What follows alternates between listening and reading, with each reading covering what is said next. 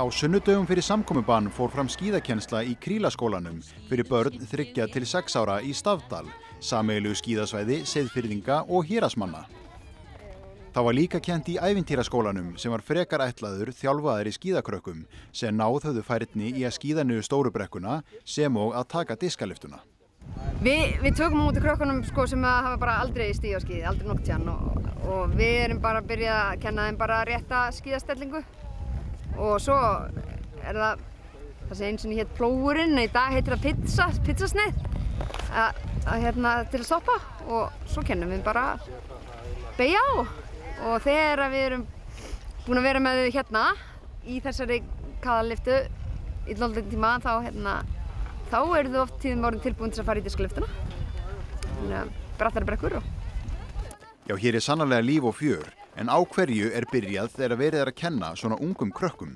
Við erum bara að reyna að gera þau sjálfbjarga á skíðum. Þú veist, það er rosa gott að byrja svona aldrinu 3 til 5 ára. Og það er alveg hægt að byrja seinna og við erum með til dæmis í gangi núna fullorðsnámskeið fyrir byrjendur. Þannig að það er aldrei of seint að byrja.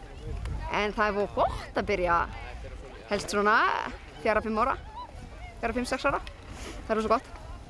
Er fólk vel uppbætt til að stunda skíði? Ég held að geta þetta allir. Og þú veist, til gamans að þá erum við búin að vera með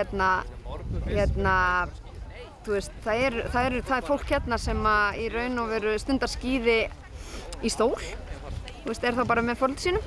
Og þannig það er alveg frábært að sjá fatlaða einstaklinga stunda skíði líka. Þannig ég held að geta þetta allir. Já.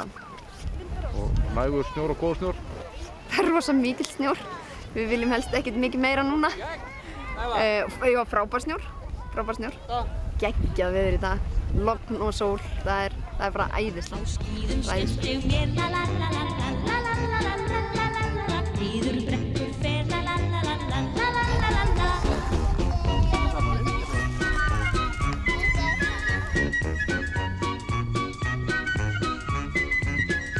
Þótt ég